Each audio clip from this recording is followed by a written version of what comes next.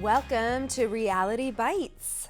I am Courtney Kosak, and this is your guest co-host, Dave Rankin. Dave fucking Rankin. Dave fucking Rankin.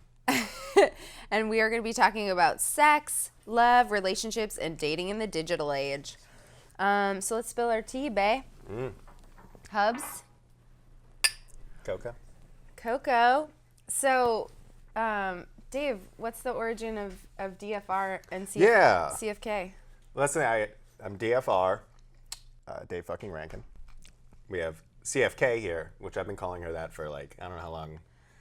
Ever since a couple years, because I was going through this breakup that I just could not get over. Yeah. It was really, I would call Dave like in the middle of my work day sometimes, just like tragically in the bathroom and and here's the thing. I came up with this thing. I'm going to share it with the viewers, and I think it works. So if you have a friend, they're going through some tough times, they're at a low point.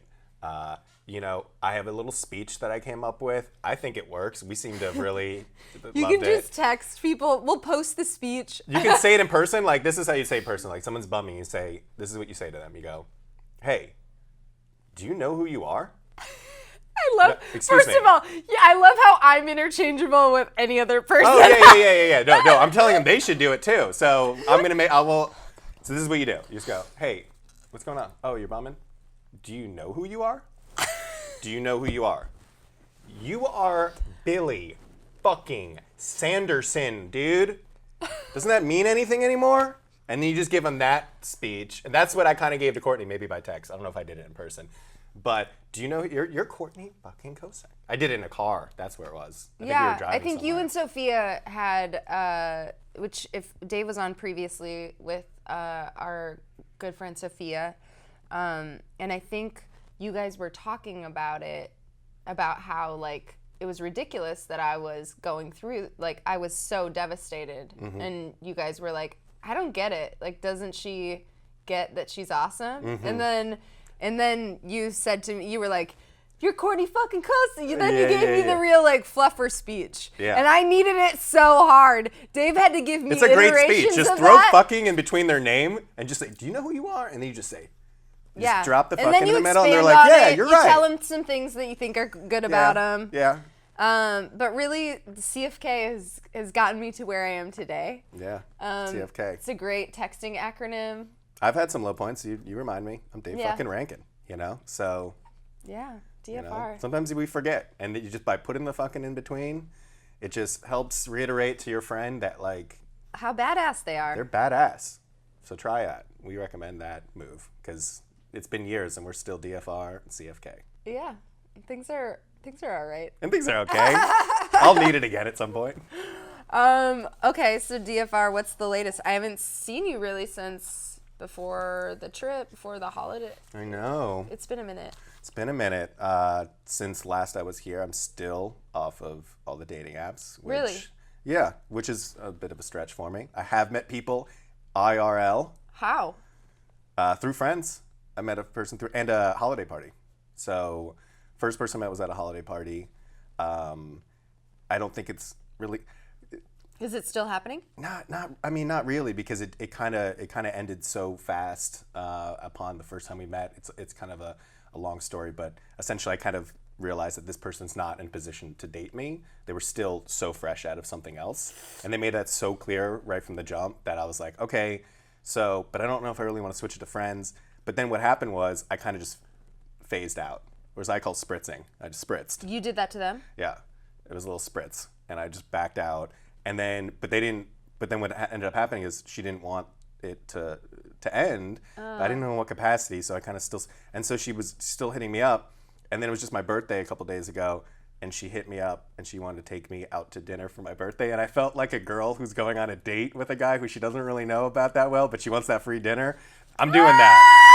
I'm actually doing that this weekend, and it's, she seems great, but at the same time, I don't know how I feel and what's going on. But she baited me with the birthday dinner text, and I was like, well, I can't turn down a free meal. Do you like her? I mean, we don't know each other that well. I just kind of backed out when I kind of saw the situation, and I saw some flags. that were red. I get the red flags, but also, maybe it's been. Now it's been like a month. We're in February. Yeah, it's been a month since we've seen each other, and so I think now we'll see. We'll see what happens. But I mean, I just like that was how she got me to agree. But that's funny. But we're gonna hang, and we'll see what happens. But that wasn't really the big thing. The big thing was someone I met through a friend, and that was, that was a little more exciting. But we'll see with that too. I don't know. Long distance. That's another thing. Oh, really? I always find people who are so far away. That's kind of another thing I do. I never date. Does the person have a job where they could like move eventually? Like, is that on the table? Or? Yeah, that could be on the table. Only hung out a few times, but I think for the first time in a few years I'm gonna have like Valentine's Day plans. Really? Which is kind of crazy when you're That's so sweet. When you're single, that doesn't happen all the time. Yeah. So it's been a few years, but I'm gonna make some plans. We're gonna have some dinner and whatever people do on Valentine's Day. Yeah, I don't think we got a chance to talk about it much during the last episode, but you and I had talked about like why you were getting off the apps was so that, right, you could make a more conscious decision about the kind of relationship that you want to be in. And I don't want to put too many rules on it, and I think that's what I'm doing with some people, but I kind of realized that there were so many. I felt that so many people had options. Everyone has options. Everyone is like one text or a message away from like an ex or some person. Yeah. So I think what I did in this environment is that I would sleep with people too soon, and I thought I would do it because that would help that would give them interest in me or more interest in me. And what ended up happening every time is that I would sleep with them too soon, and then I would lose interest in them. Yeah. Because I didn't know them well enough. Right. And I think a lot of people are guilty of this on both sides. Right. So it's just something that I kept making the same pattern over and over again. I would sleep with people, and then I was like, I would lose interest because it was just happening too fast. So with like, this newer thing that I, have, it's like, we're both like, we are not going to sleep with each other for a while.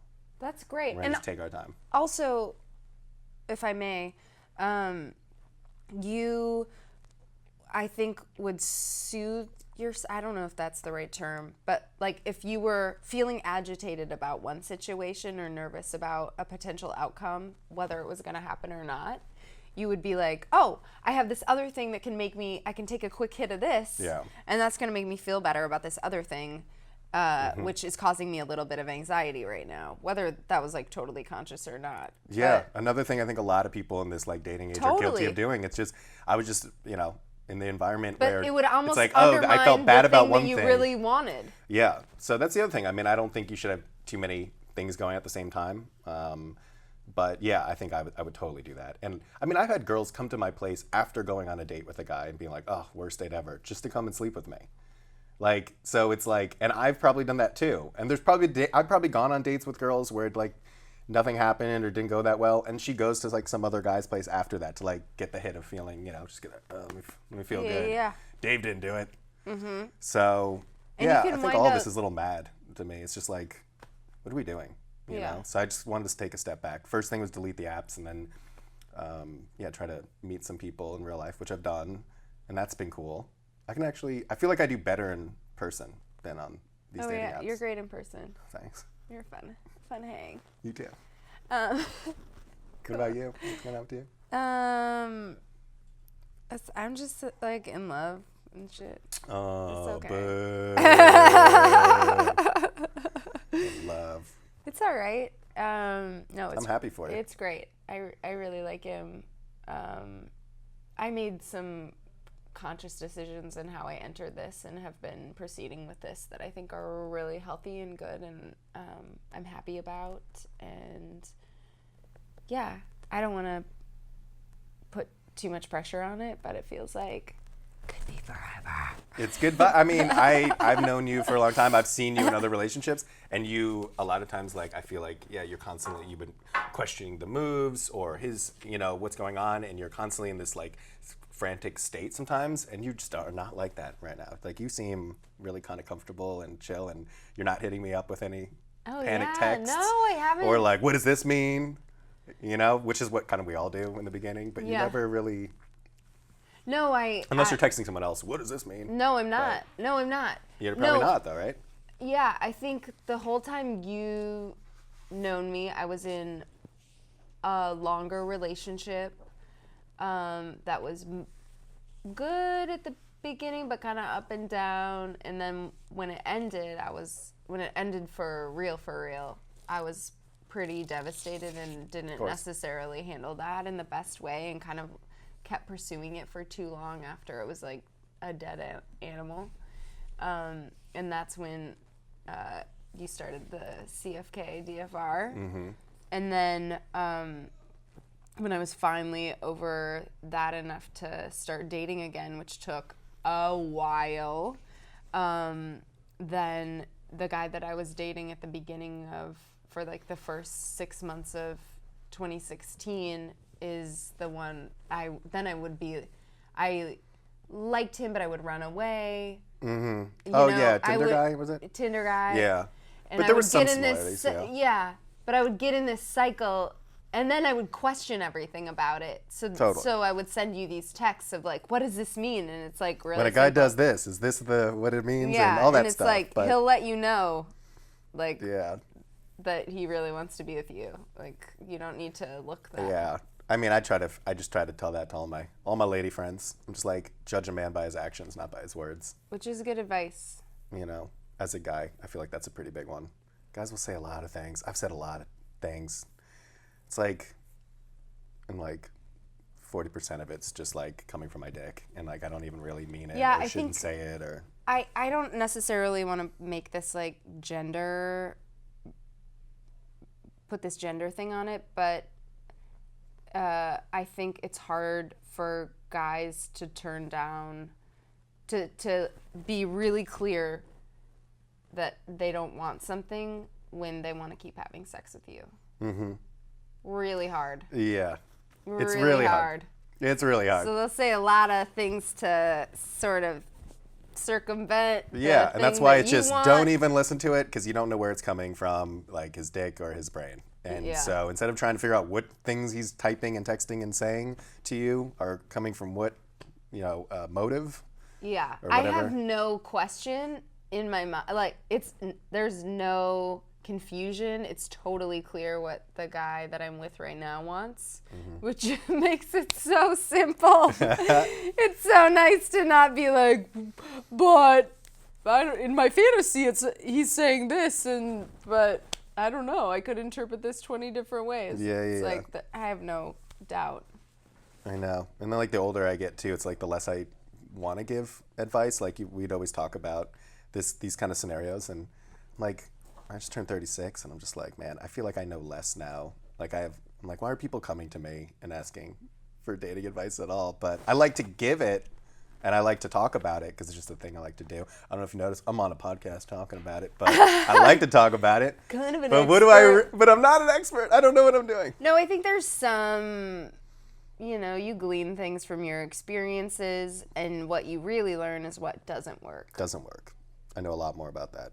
And you're humbled to the mistakes that you've made, right? Yeah. I feel like when you're a young gun, a young shiny gun, you think that you know things definitively that you can't really know definitively.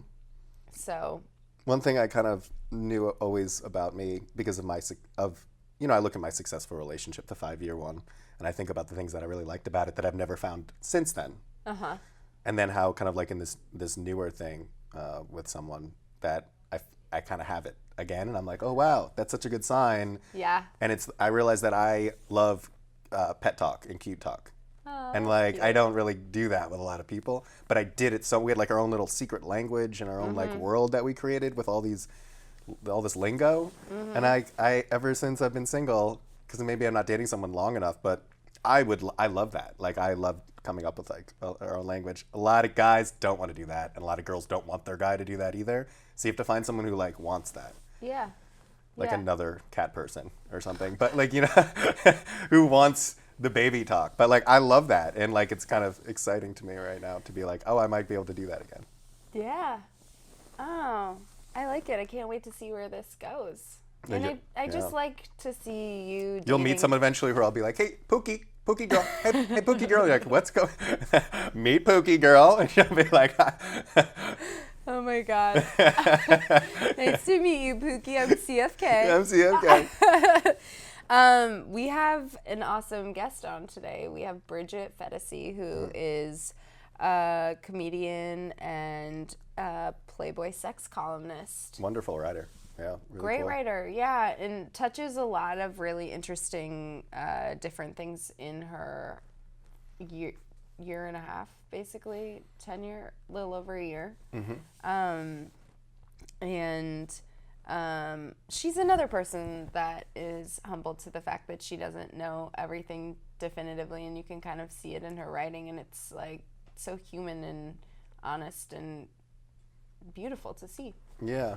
And it also kind of as a guy reading it too. I like some of the stuff she's getting at. Yeah.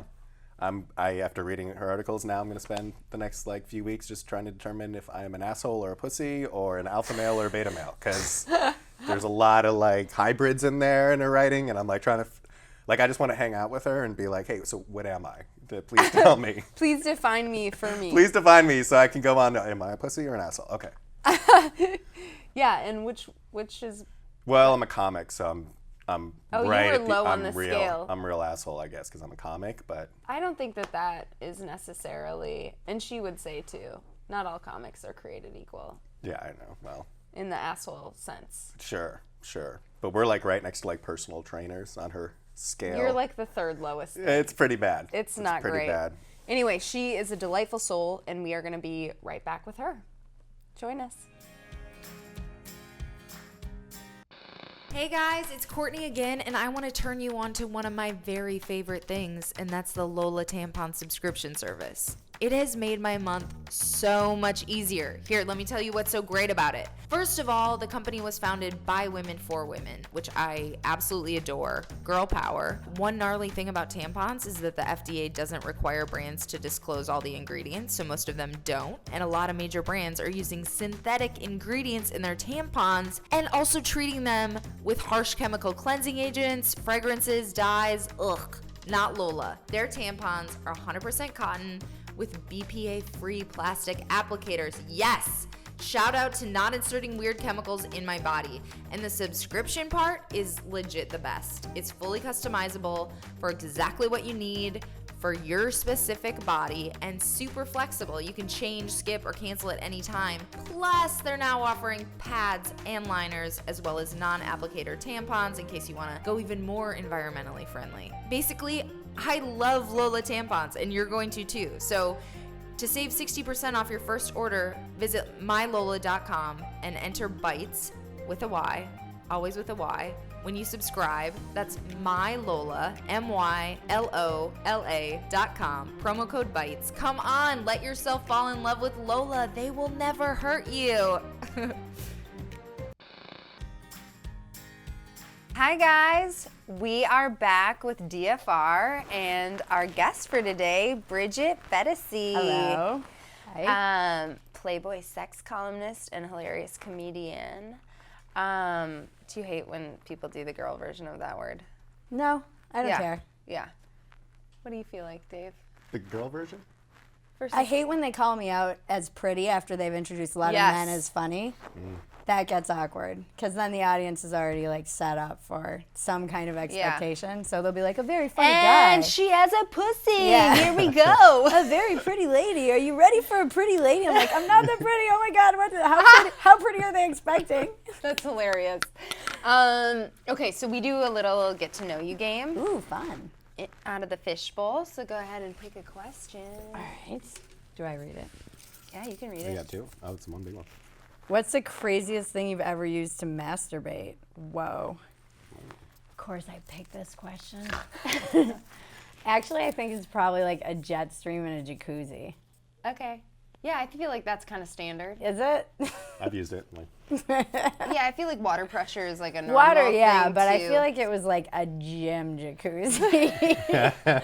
I don't think it was like appropriate for me to be getting off in this environment. is this what the other people watching you were saying? I don't know. I have that exhibitionism. I feel like if I had come from like a worse family, I would be in porn. Not that you have to come from a bad family to be in porn, but I think that if I didn't have like a dad whose opinion that like he would, you know, be mortified or something. Like if there was one more missing piece, I would definitely be like sucking dick on like one more some daddy lives. issue. Yeah, one more issue.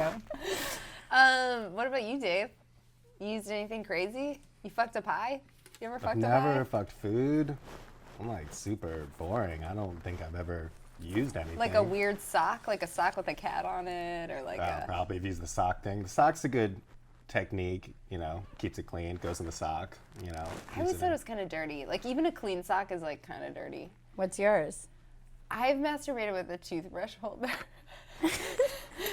A toothbrush holder? You know, like Like a a case? I travel. thought you meant like a vibrating toothbrush. No, which like makes just a lot like a of travel sense to me. case. Is the pillow a problem?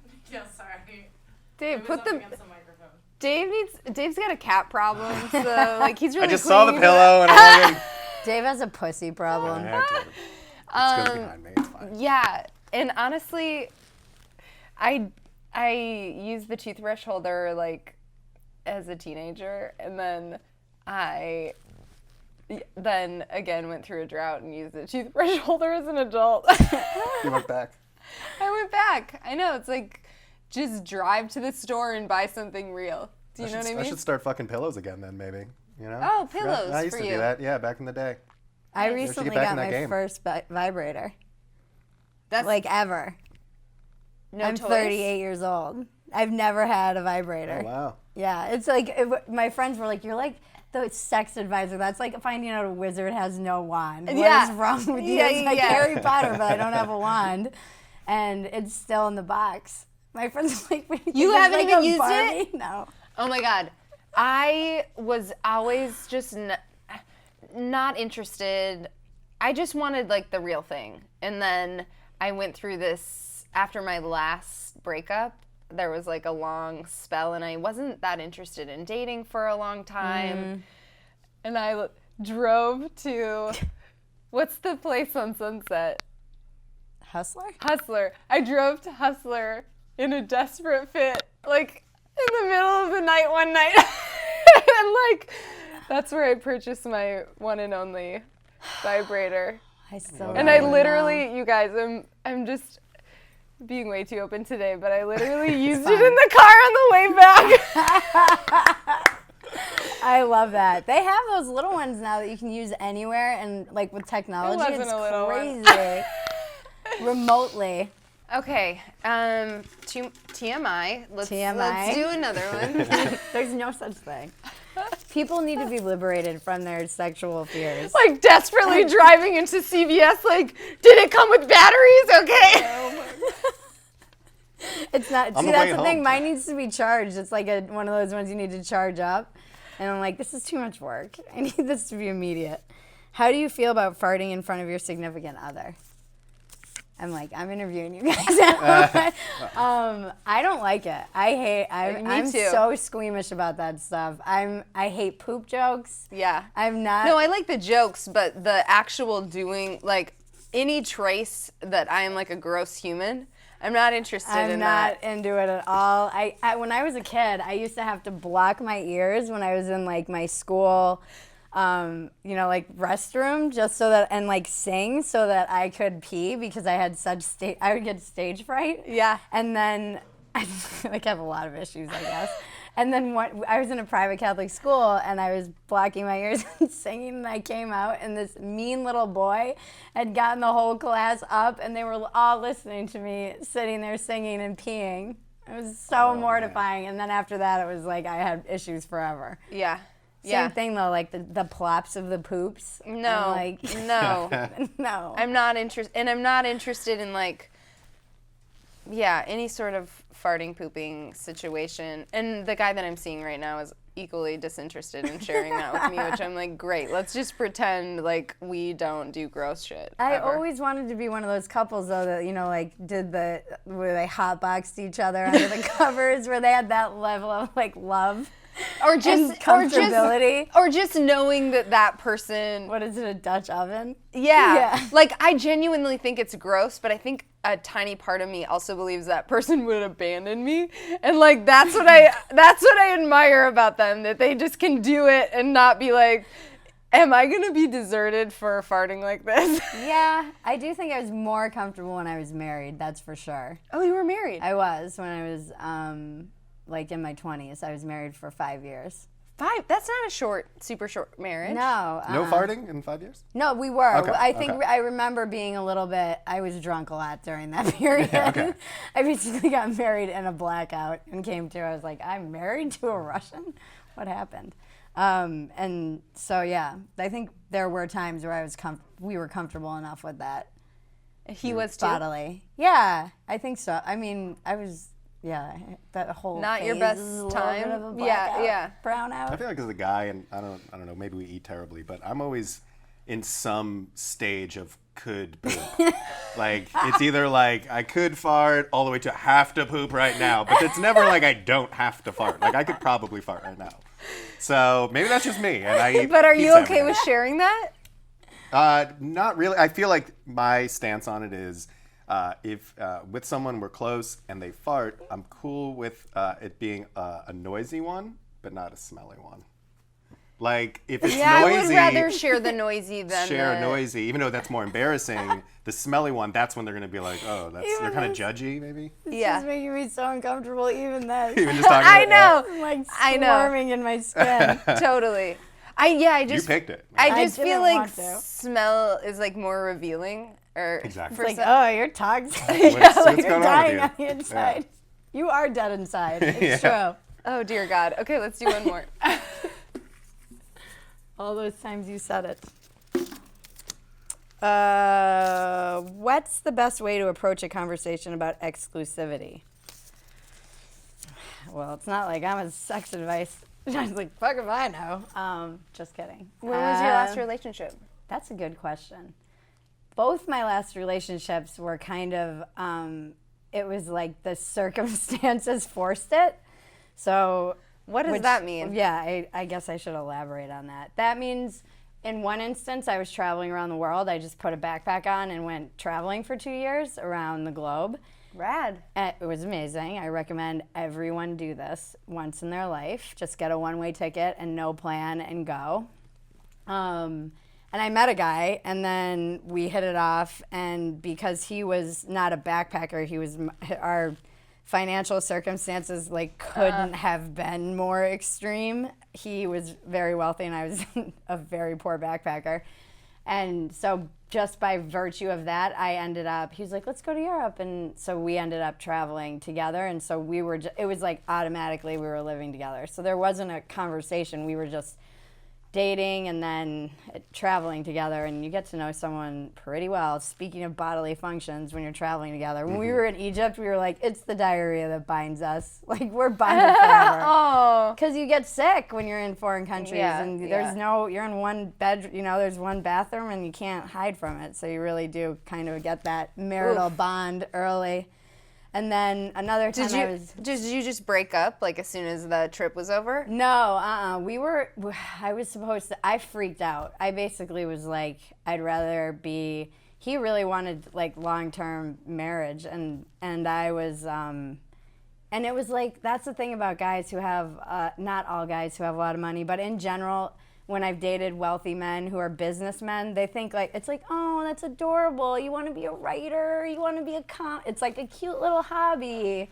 That's so cute. I get that kind of almost condescending. And he's like, oh, what, are you just going to leave me and go back to waitressing? And I was like, you're damn straight. Watch me. Yeah. So I just kind of wanted to pursue my own, he would have been like, oh, you can do stand-up when we're in London, or you can do stand-up when we're, but I just wanted to, I came back and I waited tables and just came back to being poor. And I think he's so used to people being so enamored with that lifestyle, because the lifestyle was insane that he was like shocked that I would ever want to Walk away from it. walk away. And there are times like recently, given political stuff and whatnot, because he's not from America, where I'm like, I fucking blew that one. Could be on a yacht right now, not worried about any of this in the 1% bubble, and here I am. No, but it's great. I mean, I have to be true to myself. So that was one. And then the other one, I was working on a farm, a goat farm, we'll say, in like Oregon, Northern California area, and I ended up hooking up with like one of the guys that was also working on the farm as well. Rich guy, like a rich go guy. No. This was like he's my apocalypse boyfriend. I have the like this material reality boyfriend, and then the apocalypse like boyfriend. He's like can backwoods for 2 weeks, can skin a deer and shoot things and build and wire electricity, and that was great too. We lived on like a like converted Grateful Dead bus. And were both of those things exclusive? Yeah, we were exclusive. Yep. And did you talk about it, or did you just sounds like you just fell into it? Well, with both of them, because we were living together, we just went from 0 to 60. Right. And I honestly was just saying this. I don't know how you go, because I've been dating, and I am like, how do people get from that weird dating point? Because everyone I know who's met on dating apps that's been that ends up in a relationship, they met and it was like instantly, boom, they were just together all the time, they knew it, they both kind of went for it. I don't know how you do the like slow, my roommate's dating someone and they've gone on like 10 dates, like normal. I'm like, is this guy a serial killer? Like, what's wrong with him? And he's just being a gentleman courting her, but I think there's something wrong with him. I had always gotten into relationships where it was like I just knew, we just started dating and that's just the way that it was or whatever, until my most recent relationship that I'm in now. And it was actually great that it was more me. I was like actively just dating around. But it's helpful it's nice to make the conscious decision like, oh no, I want to be with this person. Did you guys have a little ceremony where you deleted your dating apps together? No, I was still dating after a while, but I deleted my app on my own. Okay. And I don't think he wasn't dating like I was. And it wasn't like it was an extreme period of time. It was just like 5 weeks or something where I was still seeing other people. How long did you date before you decided you wanted to be exclusive? Like 5 weeks. 5 weeks? Oh, okay. We've been dating for like 6 months. Oh, I thought you were going to say 6 weeks. We've been exclusive for 1 week. 1 week. Dave? What? Have you been exclusive? How do you have that conversation? In a decade? In the last decade, have you been exclusive? It is tough. Yeah, I'll do the deleting the app thing. That's the first talk. But it's rare in my DFR experience. It's rare that you're in an exclusive relationship. In recent history. Yeah, like the last decade. Yeah. Yeah, I'm just experimenting. Long term. It's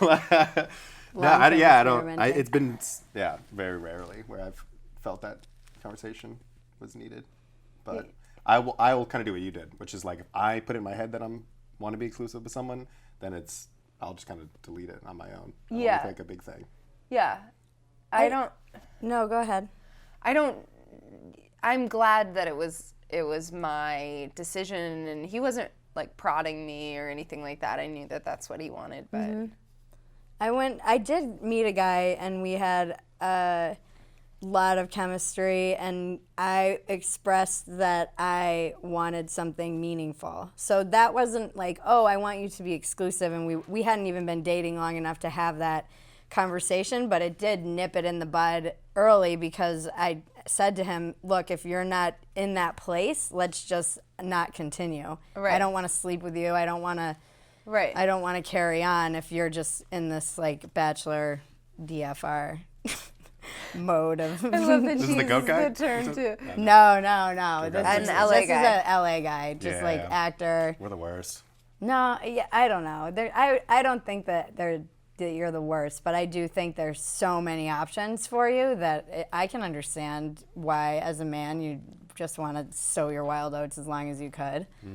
Don't you think there are a lot of options for ladies too, though? Of course, yeah, of course. There's just, like, that's the thing about a huge place, like a huge city like LA, and there's so many interesting, creative, sexy people that, you know, there are loads of options. So I, as a Playboy sex columnist, I think of you like a little bit of like an LA Carrie Bradshaw, but you have a bunch of interesting caveats that I want to talk about when we come back. So check in. Hey guys, it's Courtney. Listen, we all know what a pain buying a car is. Just the thought of walking into dealership is enough to give me hives. And none of the popular internet services do anything to level the playing field. Instead, you're still left to negotiate with people who negotiate for a living. Wasting lots of your time and money, not cool. Well, my friends, help has arrived in the form of myhopscotch.com. A car buying service that will do it all. They find the right car, then negotiate price, trade-in, financing, and even all the warranties and extra stuff that dealers want to sell, so you don't have to. And if you need to be more involved, they'll customize their services just for you. Bottom line, they work exclusively for you without any conflicts of interest so that you feel like royalty, just like a queen, striding into the dealership to pick up your new car, knowing that you got the best deal possible. My Hopscotch even guarantees that you'll be thrilled with their services or 100% of your money is returned. Seriously, you're never gonna buy a car any other way. Go to myhopscotch.com and use promo code REALITY for an additional 10% off. That's myhopscotch.com, promo code REALITY. Just do it, y'all. Hi guys! We are back with our guest Bridget Phetasy and today's guest co-host DFR. Yo. Dave fucking Rankin. Dave fucking Rankin. That's what it stands for. Yep. So this Playboy gig, how did this happen?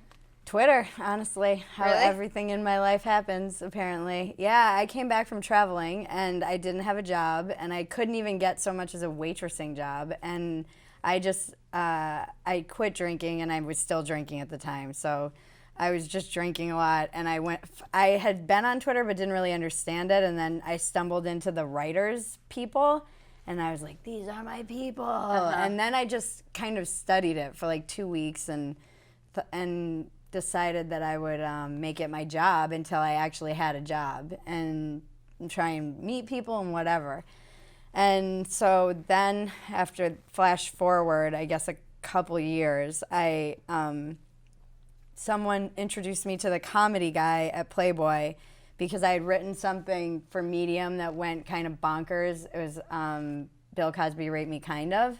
And it was just about my experience being date raped and when I was 17, and then how it was just like I was writing about the whole Bill Cosby thing and how I felt about it and how my first reaction was like, come on, ladies, and I was like, oh wait, this like exact thing happened to me. Yeah. And so all that internalized shame, and he was like, hey, you're a writer, you should. I'm like, why do you think I should write comedy writing about? Okay. So he introduced me to him, and then there was this other piece that was going around on Vice about why this woman, she's a comic actually in LA, she'd written about why she doesn't suck dick. And I was like, there needs to be a counterpoint to this from the female gender. And I pitched it to the comedy guy, and he said, oh no, you need to pitch this to Sex and Culture. And so I pitched it to them, and then they loved it, and then I pitched them 3 or 4 more things freelance, and I kept begging my editor. I was like, please give me a column, please. I've always wanted one, please. And he was like, no, we're not doing that. And then at the end of 2015, he approached me and said in 2016 they were going to try something different, and they put me on a 2-month probation of doing a monthly column, and then I got the job. So That's awesome. yeah, I was excited. I found something in a notebook. I always write my goals and dreams forever. I've been doing it, and from 2005, and it said write for Playboy. So You did it. Yeah, I mean, it took 11 years. You know, it took way longer than I would have liked to in my timeline of my. But I do think everything. You know, you have to have patience and certainty to a certain extent that everything is unfolding. You just can't see the big picture, even Yeah. though sometimes you feel like you're not going anywhere. Exactly. Especially in this industry when you're filled and riddled with self-doubt and rejection. So finding that was a reminder that, oh, that show that I wrote, that could still get made too. All these other things that I want to do. Totally. Yeah. And everything takes so much longer Oh, than you God, want yeah. it to. I mean, even like Ben Stiller wrote Tropic Thunder, and he's Ben Stiller, and it took them 10 years to get Really? that movie made. Yeah.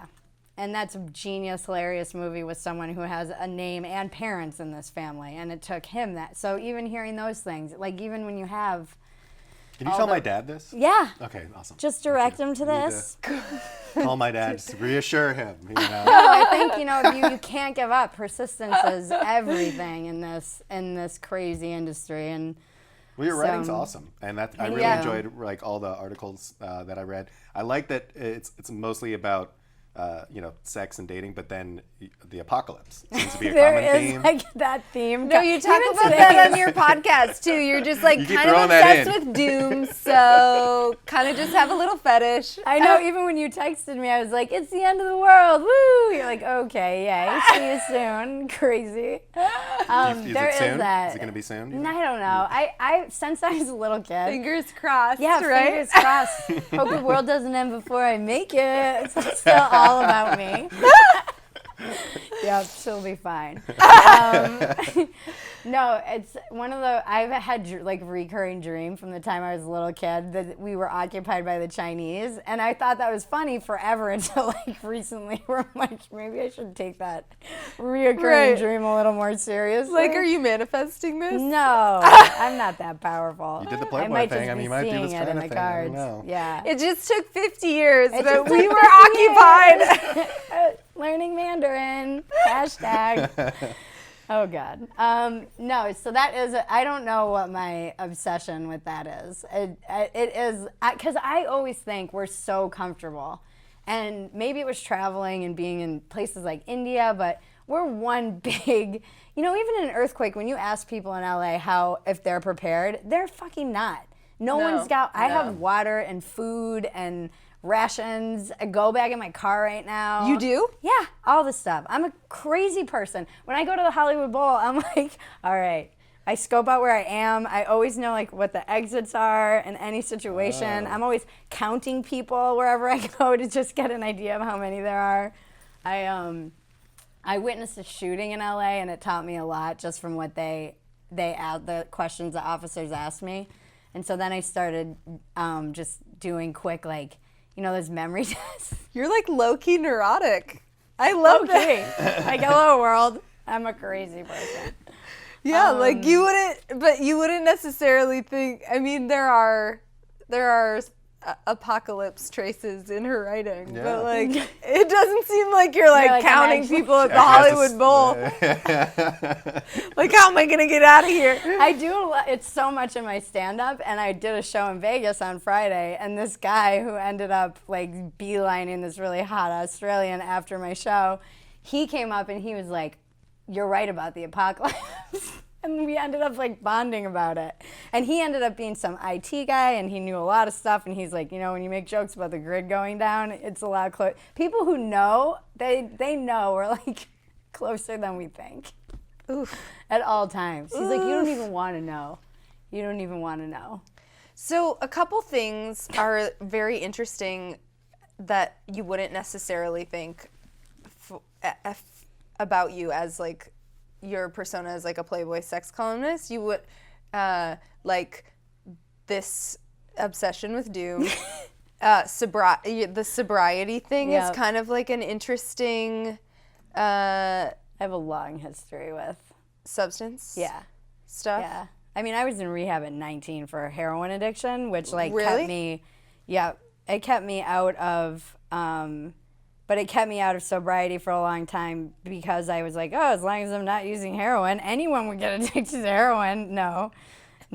And people who are Interesting. so that, and I feel like I just have that addictive personality, and it is that algorithm of doom that's in my brain partially that I wake up with, and they kind of say that's, a lot of alcoholics have that. They seem to have that in common. They wake up and they're like, it's called radio K-fuck or something, where you just are like, fuck, I'm fucked. And that's where you start from. Interesting. That's fascinating, but it's also like serves you well in some ways. Like the Twitter, I'm just going to learn Twitter like it's, crazy for a couple weeks and then master it and turn it into work. It's been a blessing and it's a curse. It's like anything, because I now I just resent like people who don't have that. They wake up and it's like they're like Disney animals singing around them, and they just are like just gonna go through my day, and I have to wake up and like meditate for 20 fucking minutes and read my little readings and all this shit that I feel like at times I resent it, and at times I'm like, oh, I get to do, it's good that I do this. It is good. And it's it puts me in a good grounding place. And we were talking in the green room, Dave and I, about how sometimes I regret that I left LA and got married and wasted all these years in my 20s. But I'm like, I don't know if I would have survived my 20s in the comedy scene in LA, like hanging out at the Comedy Store in my 20s. No. Even like one modicum of success in my 20s, I would have been, any money, I would have been off and running, just, I get that. I'd be dead in the All the drugs. Bar Marmont. Yeah, all the drugs. All of them. Totes. Me too. So you wrote a piece about your first year as a Playboy sex columnist. That was my year. And what you learned. What are like your top 5? I think the biggest one for me that stood out was that I've always thought that men had it so easy because they could stand up and pee wherever they wanted. And they just I just always had this idea. I always had penis envy. I just always wanted to be a man. And moving around, I moved every year and a half, and men were just nicer to me than women in general. When I moved, I had a hard time. Always, I was bullied. But men were nice, and they kind of felt bad for me, and they were men. And so they probably didn't feel bad for me. They were just like, oh, whatever. Yeah, I want to, she's a girl. And they let me in on things like I felt like I was always in the boys club. So I learned like the male psyche, and I was just jealous of how I felt that it was so easy. Like they just seemed to get along easier. They seemed to work their problems out just with a fist fight instead of all this like backstabbing and gossip. And so I was always jealous and thought men had it easier, and they don't. I've learned so much about the male struggle just from the hundreds and hundreds of emails I'll put a call out like, hey guys, are you bald? I'm doing a thing on balding. And then I get these emails, and they're just heartbreaking stories of men and what happened in their experience when they went bald. And it's like it was like they went through the stages of grief because they were losing a part of themselves, and they were in their 20s, and the denial and the trying to fix it and the bargaining and all of this stuff. And that never even occurred to me. Or short men or performance anxiety, things like that.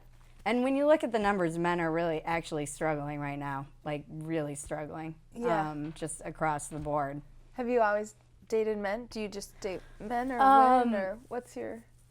I've always dated men, and they're my preference and my go-to. But I've been with women, and then I was like the second wife in an open marriage for a while, like a couple months, and that was actually really interesting. You wrote about that, didn't you? Mm-hmm. Yeah. That was interesting. I actually think if I get married again, I'm going to need a wife. I'm like, this works well. Really? There's something, because I feel I don't want to have to she'd be like, you deal with them tonight. And it's like, there's something nice about being able to share all the domestic chores. And is that what you did? Oh, yeah. And it was very primal. It felt so natural in a really weird way. If you could get outside of all of the stuff society puts on you, just even 2 women with the men, it was just sexy and sharing all the domestic chores and the helping with the kids and all the stuff. And, they had kids? Mm-hmm. And so all of that was, it was really fascinating, and I was in danger of just like checking out of the mainstream and being like, I do this now.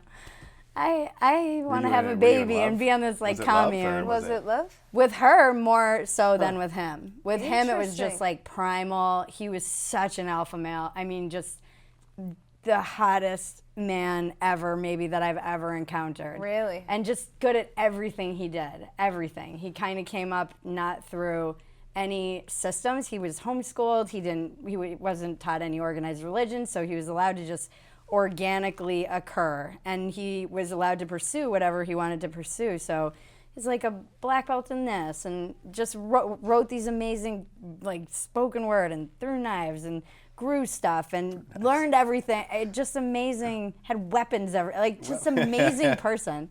This is where I'm going in the apocalypse. And she was super nurturing. They were like yin and yang.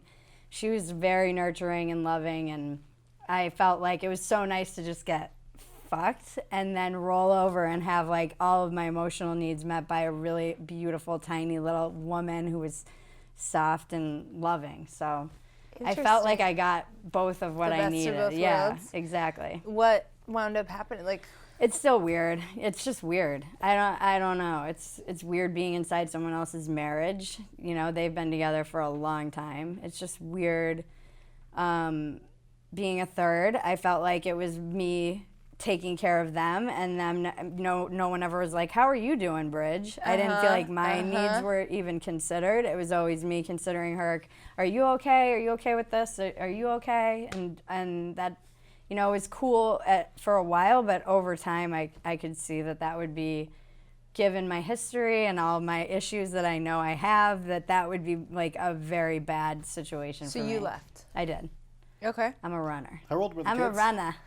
How old were the kids? Oh, we don't. We don't. No. But if We they keep got the older kids and you out of it. stayed with that, I feel like that would be Yeah. interesting. But I think, again, it's what you're raised in. So if like everyone's cool with it and everyone's healthy and communicating, then I don't know how much damage there would be in the long term. You know, I mean, yeah, it might be like a weird thing, but there's a lot of weird things kids grow up with. So. Yeah, no, that's and true. a lot of really dysfunctional things kids grow up with that no one talks about. So I feel like as long as there's open communication, then And love and hey, Support, this is yeah. I'm not okay with this or Well, whatever. I had 3 moms growing up. Yeah. Did you? you? Did. Yeah, because my mom and dad split up when I was 14. So my mom came out of the closet. Oh. And then, so my dad remarried a woman, and then my mom found her partner. Oh, okay. So there were like 3 That's prominent cool. women growing up in my life.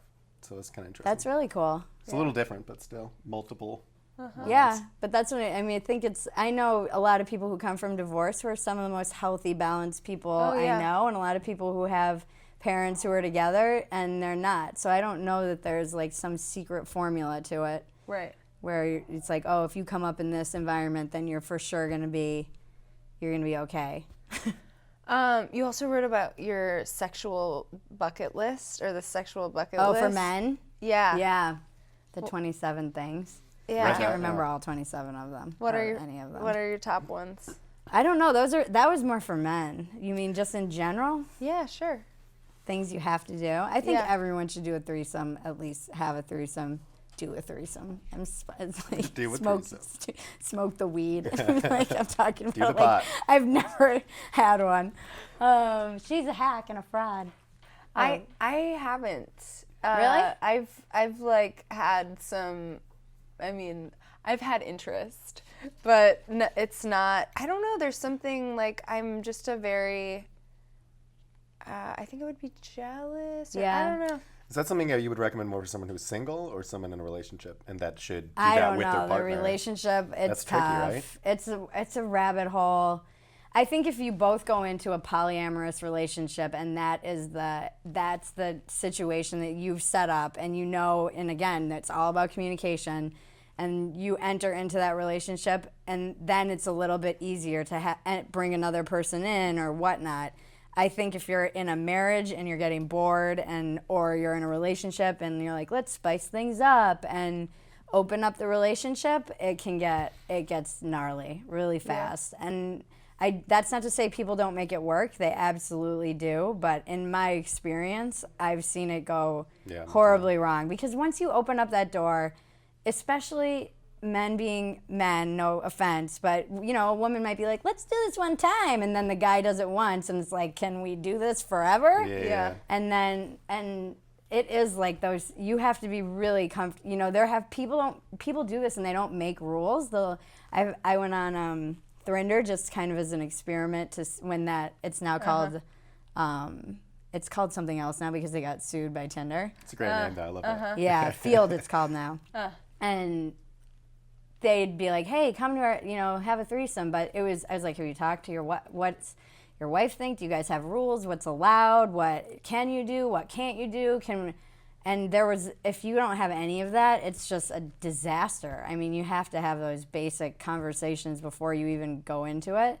And I know people who are like in just new relationships already wanting to do that. And I'm like, this is not a good way to start. If you're already like looking for a third. My best friend's been with a girl for like a year, and they go to this like swinger parties in New York and stuff. So there'll be other people. That's a lifestyle though. Swinging is a lifestyle. And they're both kind of on board with it and like that's again, it's all about communication and being on the same page. I think if you're into that lifestyle, you're in it together, and that's what you do together as a couple. It's like going bowling or going to the movies. You go to a swinging party. Yeah. But I think if both people aren't 100% in, and you're just like a tourist that doesn't know what they want exactly or what could be out there. And women can change their minds quickly. You know, one minute we might be on board with something, and then in the moment it might not be what and men too. I think men have, but I do think that with women, generally, I don't know if it's hormones or emotions. I know, speaking for myself, I'll think one thing one minute, and then the part of me will be directly contradicting it. It's also different. Like, in theory, something can seem great, and then when you watch it play out, I mean, I don't know that from, like, threesome experience, but I just know in general. But I think that, like, organic threesomes, I had one in Sri Lanka. It's still, like, in my spank bank forever. It was the hottest, just so hot. It was just the best. One of those sexual experiences.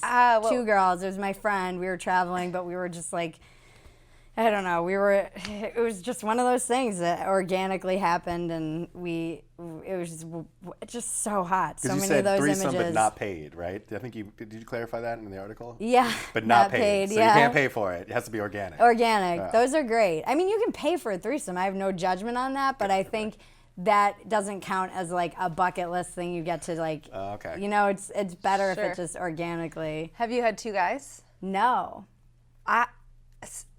Steve, who's been on the show, says that's like the way to go. Two guys and a girl. And my go-to porn is DP. So I think there is a part of me that's curious about it, but it's also like too many dicks in one room. Like balls touching that's your go-to and stuff. porn thing. Always, like minute 20 of any DP. It's like, minute 22.58 of any DP porn, I'm like right there. Just skip right to it. And I don't know why. I don't know if it's because it's something I can have, if it's something I subconsciously want, if it's... Scared? Maybe scared. I mean, part of the vibrator thing is that I'm scared. I'm scared that once I go, it's like... I also have a whole weird thing about robot domination. We won't get into it, but my stance against vibrators is like, no, this is me taking a stance against robot domination. I'm not going to own my clit too. I already obey you online. I obey you on my phone. Fascinating. Yeah. Okay, let's play a quick game of Would You Rather. Would you rather? Date a person who lives in your same apartment complex or date someone on the other side of town? Ooh, in Other LA? side of town. Other side of town LA? is far in LA. Dude, that's like, I'd rather date someone in San Francisco I know. than someone on the east side. Are you kidding me? Like driving to like Sophia's all the time? Yeah. I don't know. I had like a fling with the first apartment complex I was in with, and that just got awkward. And that's I don't know. I just had the experience of it where it got really shitty. And if I was sure, it depends how sure I was. But if I was like pretty into the person in my apartment complex, I would do that. I think I would actually go with on the other side of town now that I'm really thinking this I'm through. like super independent. Yeah, I don't want any anyone. Like, what are you doing? I know what you're doing because I can see you. Yeah, you know, I see you've Ubered another dick over, Bridget. This was a good one. That's a tough choice. Yeah, it's like Sophie's choice of LA. Date a person who voted for Trump or date a person who didn't vote? Ooh, I think I'd vote for someone who voted for Trump. You would date a person? I'm banned from Hollywood now. I know. I heard you say some shit on the podcast, and I was like, I don't. No, maybe you're like, I don't know if I'm having her on this fucking show anymore. Didn't vote. Yeah, I don't know. I feel like At least the Trump supporter takes a fucking stand. Take a stand. yeah, That's a great one. but I feel like you made the wrong choice. You like Okay, but at least they made Yeah. a choice. I don't I can't don't do support that. wishy-washy. I can't do it. Yeah.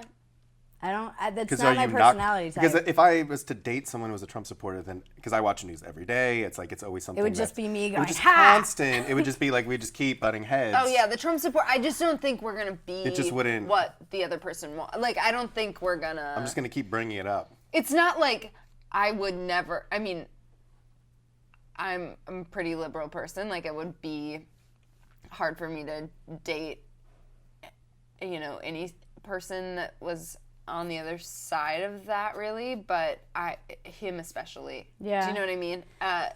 It's just like that was, I feel like, the wrong choice. I've tried to Yeah. really come to terms with it, I guess. I've done a lot of work in interviewing very, very smart Republicans who were not Trump supporters, but smart Republicans to try and understand Right. how this, happened. So I feel like I tend to question all of my beliefs all the time. And I get that. so I'm not saying I don't like the just automatic shitting on everybody who made that choice as like some dumbass. Totally. So I think that, But I think it was, yes. I mean, I have family members who, there are Me people too. that, so for me to, and, I had a friend who was saying like, my friend is like, I don't know if I can like them anymore. And I don't know. How good looking is the Trump supporter? Yeah, I feel maybe there are other variables. It's a It's scary for me- time. It's a very polarizing It time is. in It is. politically. So, But it's that's tough. why I think I would want to try, and maybe it wouldn't work. And but I feel like, so you're asking me if I would rather date someone who made a choice or date someone who didn't. I traditionally will date someone who is firm in their beliefs, even if I don't agree with those beliefs. I've Sure, dated Republicans sure. before. It didn't work out. Ultimately, we had different value systems and different beliefs, and I learned a lot from them. They probably learned nothing from me, but they still miss me. That's all I meant. That's all that Thank matters. I still win. So I think that's based on a personality. It's like I know myself well enough to know that I would date someone with a strong opinion over someone who's like, I'm not taking part in this thing that is like super important. Yeah. Would you rather be stuck in an elevator with your partner's ex or your ex? Oh, my partner's ex, so easily.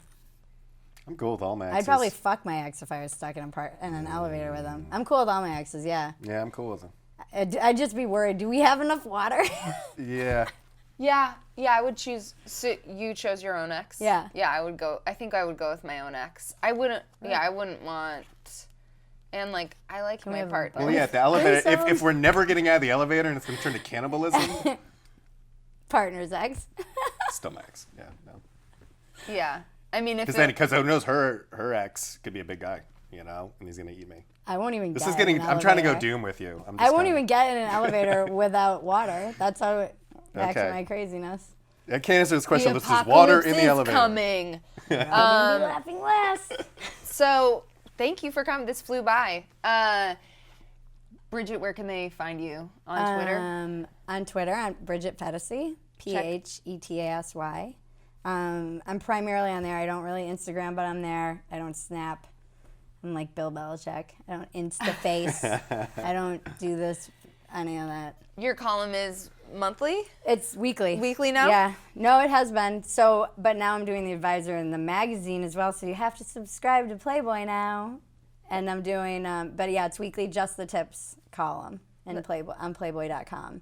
And then I have a podcast, Bench Podcast. Yes.